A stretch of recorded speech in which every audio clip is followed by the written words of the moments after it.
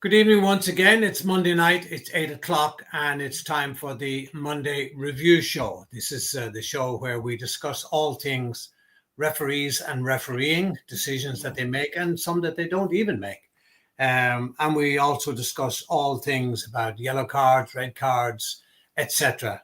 If you'd like to make a comment on the show, you'd like to contribute in any way, you can do so. You can leave your name and your comment at the bottom right-hand side of my screen. Anyway, I hope it's on yours as well. And you can also partake in the show at any time. Now, at all times, I haven't mentioned this before, and I've no need to mention, but I'm going to say it anyway. It's important that if you are making comments, that you do respect not only the show, but more importantly, my guest, my regular guest, whom I'm delighted to invite again. Thanks very much, Keith Hackett, former Premier League referee, former FIFA referee, former head of the PGMOL, and the man responsible for introducing goal line technology. Thanks again, Keith, for joining me. Pleasure. Maybe we should start off, Keith, with an absolutely horrific challenge by probably one of the best, if not the current best player in the world, Kylian Mbappe, I think it was in a Spanish league game. Yes. An absolute leg breaker where he got a red card, and deservedly so. And it was similar, if not unlike the one by Tarkowski of Everton on McAllister a couple of weeks ago, where in that instance Tarkowski just got a yellow card. Obviously saw the Mbappe incident, and we commented on the Tarkowski one as well. So people have been asking me, I'm sure you've been inundated as well, why was Mbappe was red carded? Why wasn't Tarkowski? It's a similar incident. Yes. I think that, first of all, let's look at the law. Both of these were serious foul play challenges. You can go to the laws of the game and you can read the criteria. When a player launches himself off the ground, both feet off the ground, at that point, you can't stop. You can't change direction. And you're very clearly at that point heading towards a player. You're endangering the safety of that player. And because you're in the air, moving forward, you are using excessive force. In both of those challenges, what really concerned me was that the referees, or should I say the referee for the Mbappe one, needed to go to the monitor to check what was an horrendous challenge, not worthy of being in the game or of a professional player against a fellow professional. So my question is, like the Tarkowski one, why did the referee get it wrong? Why did VAR, in the case of the second one, Mbappe, because he was invited to go to the screen and look, and of course Tarkowski one, I think that was Paul Tierney, didn't intervene. Yeah. So you had two senior referees on that Everton player challenge, viewing that challenge as reckless. They didn't see that there was malice in that challenge. That really concerns me. And of course, in the Mbappe incident, we eventually got to the right decision, but with the use of with the use of technology, it's not there as a crutch for the referee to rectify his errors. The important thing of any referee, no matter what level you are, is you make the judgment, make it accurately in law, and do the right thing. We have could the referee have been unsighted? Maybe could a player have crossed in front of him that he didn't see it at that particular instant, and perhaps needed to go to the VAR, or at the same time, the VAR should have told him, don't bother going to the screen. That's a straight red card. Yeah, I mean, I think that the reason when VAR intervenes, they have to go to the screen because they're saying that VAR's refereeing the match and not the referee. And I would contend, even when they go to the screen, the VAR is refereeing the match. Yeah. Because he's actually saying, you got the call wrong, Mr. Referee, and I'm rectifying your error. And I think the whole scenario still worries me about how we appear not to be training referees in use of technology and not laying down very clear criteria. You know, okay, IFAB, the lawmakers have laid down criteria, but I think that needs to have a practical side of it that says, look, these are the areas that we recommend intervention. And of course, you don't want the mates like, he's our top referee, so he never makes a mistake. If you're the VAR and you're looking in front as we do, and I think you make a very good point, because I've seen decisions in the Championship, even this weekend, where there's no VAR and the player has got away with it. You know, he's got away with the challenge, or he's got away with something that the referee's not seen. And in that situation, because it was covered by players in the goal area, the referee had no chance of seeing it. You know, you only saw that incident from the camera behind the goal. So I recognise it at grassroots level and coming up into the senior game without VAR, that there are difficulties, because there are times when you're not in the right position, you haven't got the viewing angle, but invariably it's not televised, and nobody's actually recognising or reviewing your decisions. So I think that what is really important is that on red cards, just spend a bit more time looking at challenges and setting your own benchmark in terms of where it's red and where it's yellow. The difference between reckless and serious foul play. And it's a judgment call, of course. Yeah. Is there too much emphasis put on, the criteria for a red card, whether it's reckless, whether it's careless, or violent conduct? And surely there's a very fine dividing line between serious foul play and reckless, because to jump in with is that deemed to be jumping in with both feet? Is that deemed to be reckless? I think the criteria is too almost ambiguous that it's giving a referee an excuse not to give a red card, and sadly, I think a lot of referees will take that opportunity not to give a red card. People often ask me, "Do you ever regret giving a red card?" I said no, but I've often regretted not giving a red card. Yeah, because we don't go out to look for players. We don't go out to deliberately send them off. But if they deserve to be sent off, then so be it. That's not the referee. Yeah. The referee's only reacting to what he sees. He starts the game with a clean sheet, even though he may have problems. He may have had problems with the player in the past. He still starts with a clean sheet every game. And it's, maybe you should be called reactionaries, Keith, because we react to what we see. I think that one of the difficult areas in terms of the working relationship between a referee and a VAR is that many of the laws are subjective. Yeah. And you as one referee, you and I might disagree about a particular incident and the outcome of the decision because of the subjectivity.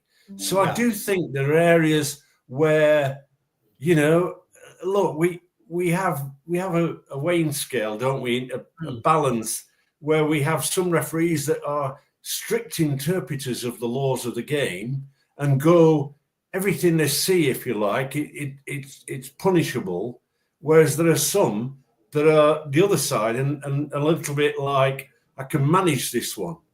So there's always going to be a difference in terms of interpretation. But when a player launches himself off the ground 1 or 2 feet forward, this is the law, he at that point, if he's using excessive force, is endangering the safety of his opponent.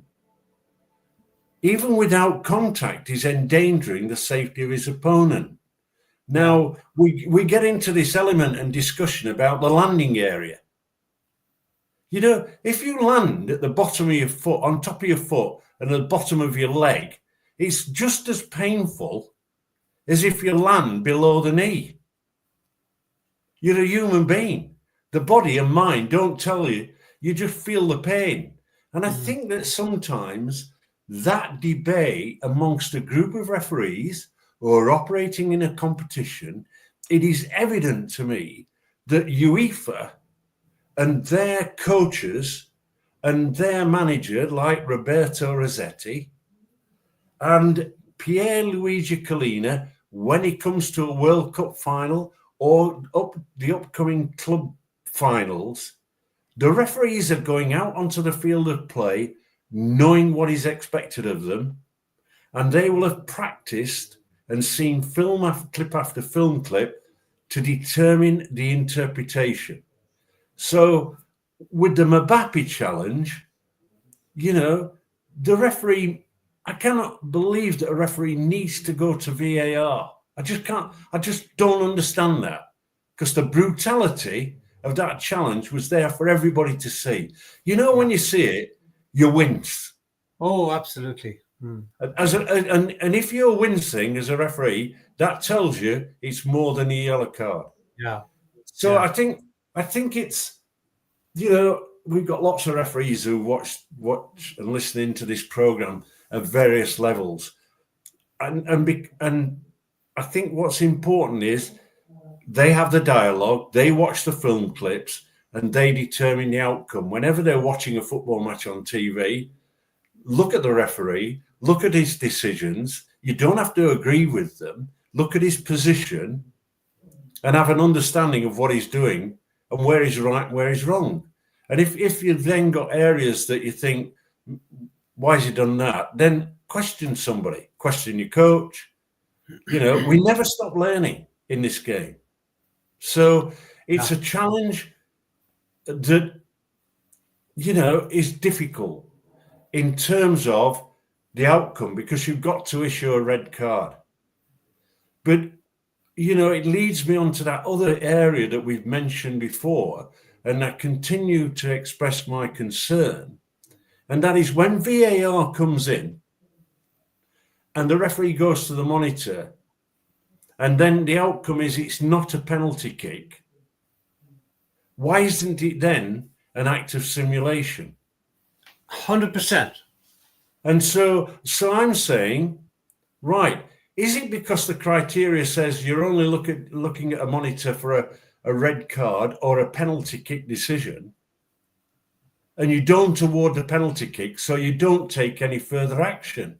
Now, if that is the criteria that's laid down, and I can't find it in IFAB saying you cannot caution a player for simulation once you've reviewed the monitor and you've not given the penalty kick. You know, what's stopping VAR saying to the referee, doing yellow card simulation? But why doesn't he do it anyway, Keith? I mean, it's like you say, it's either a penalty kick or it's not. Likewise with the pushing and dragging and shoving in the penalty area, it's a penalty kick or it's a free kick to the defending team.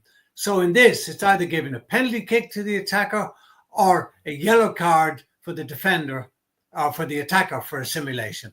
I mean, it's very simple. Why are they complicating the laws of the game? Well, I think it's a lack of leadership. I mean, I've seen pushing and holding offences in the penalty area this weekend, right? where on one, a penalty kick should have been awarded, it's a push.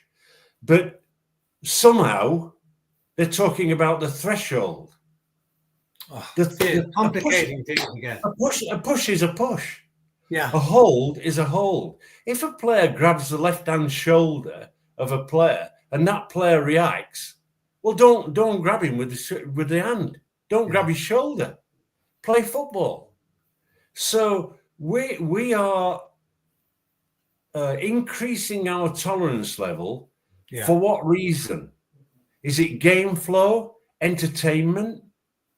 Because, if you give an inch, they'll take a mile. Absolutely. And again, this weekend, I've seen a penalty kick awarded for a holding offence with the player running into the penalty area and being brought down. So it's a penalty kick. I have no arguments about it.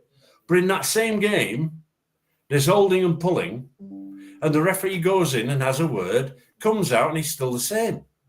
And one of the areas where there's a great level of inconsistency in refereeing at lots of levels of the game, grassroots upwards, is around the upper body foul. They're pretty good at recognizing a foul at the foot level, generally. Yeah. But they need to be aware of the impact of an upper body foul. Let me give you an example. Imagine a kick from the goalkeeper's hands downfield into the dropping zone and the ball is landing between a forward and the defender. The defender, before the ball arrives, gives a little push, just a small push. It's not any threshold that we talk about, but what the push has done is taken away the concentration and moved the player out of the way, and he gains possession. In the same way, the ball's into that dropping zone. The referee's looking at the ball. That never commits an offence. But in that period, there's the dig from the forward into the defender with the elbow or with the backside or stamping on the foot of the defender. He's put, and these are the offences that go into this brain of a referee that say these are what I understand is likely to take place. I'm going to look for them. And I think that you should, in your career development, those are the things that coaches pass on to referees. Those are the things that referees need to be aware of. And the whole thing about the referee going in, speaking to players at a corner kick, and he goes back and they're doing the same thing. What in heaven's name is the point of that? Because I'll tell you what, he's not even taking 2 steps backwards and they're at it again. Yeah, and what is happening is that, look, I'm not one for overprotection of the goalkeeper because the goalkeeper's got an advantage. Raising his arms, he can go much higher than a forward who's jumping to head the ball. Yeah, and he can actually go for the ball and probably knock 1 or 2 players out of the way in doing so. So there's a physicality within the goalkeeper's remit that we as referees accept. But we're also failing to get the grips with unfair impeding in the game and blocking, which is unfair impeding, which is an offence. So, we talk about it every week, don't we? This referee going in and stopping it all. I just want Howard Webb to think this summer and say to his referees, we're not doing that. We're going to penalise. If an offence is committed, it's a penalty kick or a free kick. I don't want any pre-warnings because I like proactive refereeing when it's preventative, but this is having no effect. It's wasting time. I would then go to the managers of every club and say to them, this is our course of action on your tactics that you employ with your players and we're going to catch up because we're behind at the moment. We're behind in allowing you to block off, to push, to grapple, and all that goes.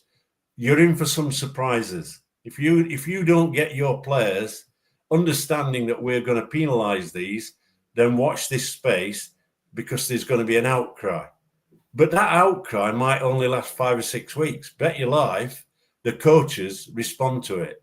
And you see what's happening, Keith, about players showing the referee, give them a yellow card.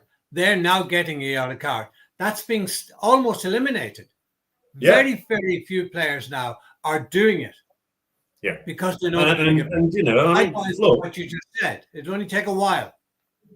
There's lots of good things that referees do in this game. And I'm not pretending in any way, shape, or form that refereeing the game today and throughout my career, it's much more difficult now. Yeah. Players and coaches are more sophisticated. They're not cheats, but they do sort of promote certain aspects of coaching. You know, we've got. I watched Arsenal. Arsenal have a defensive set piece coach. You know, these set piece coaches spend every day of their life determining how they can gain a minuscule advantage in a set piece free kick, and they'll provide all sorts of new ideas, and you as referees have got to be aware of them and keep pace. I know. Yeah. Keith, last week we had the first semi-automated offside. Success? I think that it's early days. Let us make it clear. My doubt about the system was that the Adidas system used in Europe, which has 16 cameras, uses an Adidas ball with a chip inside it that immediately it's hit forward, headed or kicked or kneed, whatever. It literally takes a photograph of where those players are, attackers and defenders, on that front line. When we talk about the system developed by Genius Sports, it has worked generally pretty well this weekend. I think there was one that took about 2 or 3 minutes, but generally it's worked well. How does it work? It's got 30 Apple cameras, iPhone cameras, if you like, inside the stadium. They're not using broadcast cameras. They use ball tracking. Now, if they're using similar methods of ball tracking that's used in goal line technology, then I'm okay with it. The one thing that I wasn't particularly enamored with is, and I understand why they do it, but I'm seeing angles that are not that straight line. I want to actually see over the head of the assistant referee, looking down that line, exactly where those animations are created.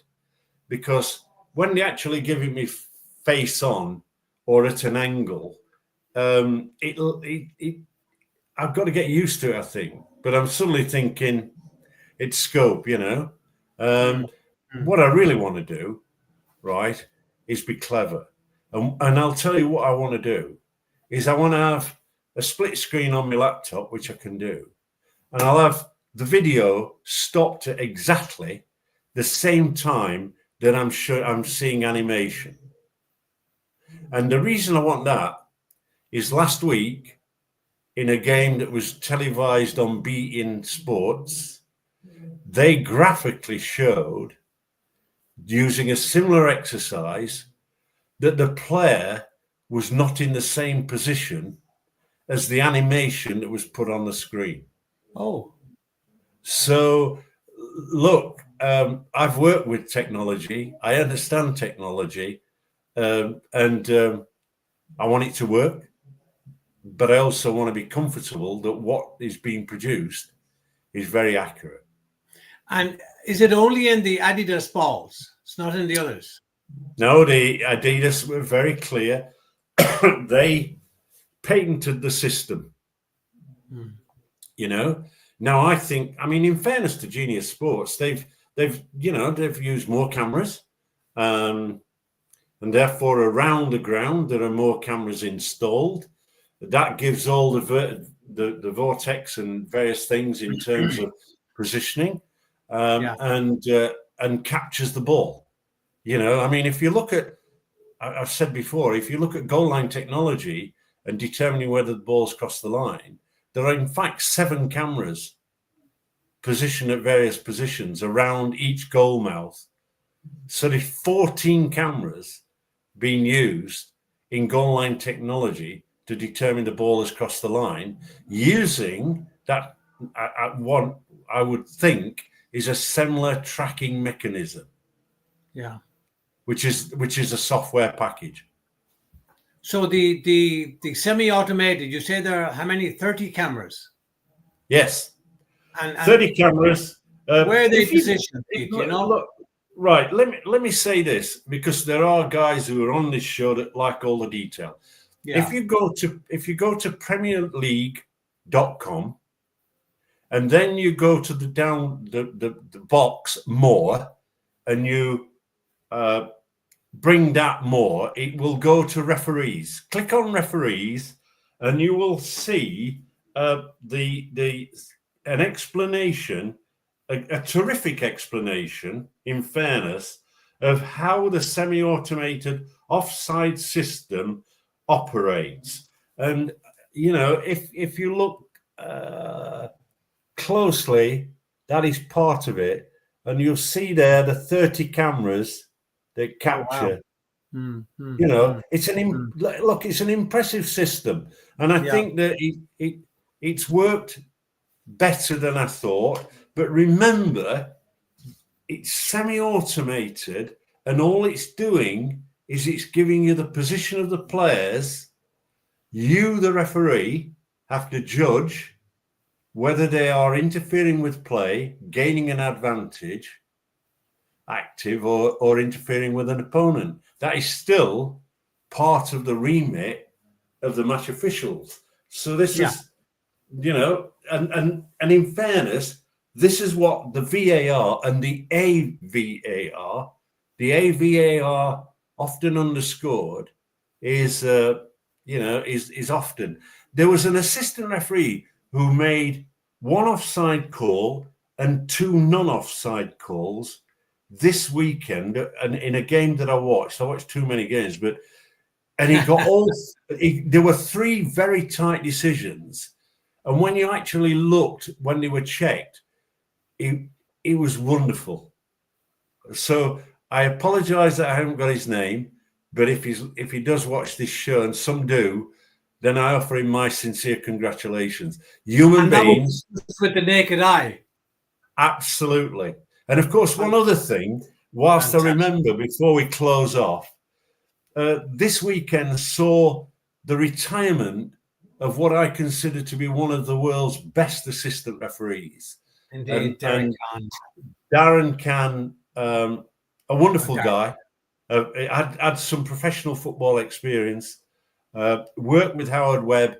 I put them into a team. I can remember watching him at a game and thinking, he's pretty good. And you know, Webb was then performing really well. And I put Webb and Malarkey together as a team every time they went out. I wanted to see whether that improved the performance of the match referee. And it improved the working relationship between referee and assistant referee. The outcome was very positive, and that's where we have now almost the standard setup in the PGMOL of the same 2 assistant referees working with the referee on a regular basis. And it makes sense, doesn't it? Because they're a team and they get to know each other and they get to know each other's ways and so on. Rather than fantastic. Yeah, I've been watching Darren Can over the years, and has he actually retired now, or has he just gone to the end of the season? He took his last game on Saturday. I just hope that the PGMOL can actually make use of his expertise. They cannot allow someone of his ability, practical ability, to just go away from the game. Because I listened in to some of the games that Webb officiated, and Darren was quite open in actually saying, Howard, that's a penalty kick, 100%. You know, and there might have been some hesitancy in Howard's decision because he hadn't got the right place at the right time, which is unusual for him. But there were times when Darren did more than you would expect as an assistant referee. Well, I really do hope that a man of his experience shouldn't be allowed to just drift out into the wilderness, as it were, and he should be retained by somebody within refereeing in the UK to impart his experience to up and coming referees or assistant referees, for that matter. Keith, we've come to the end of our 30 minutes. Thanks so much again for being with me, for giving your opinions on matters of refereeing, and to you out there for watching. Hope you enjoyed the show. Join us again next Monday, 8 o'clock, same time, same place. Good night. Thank you. Good night.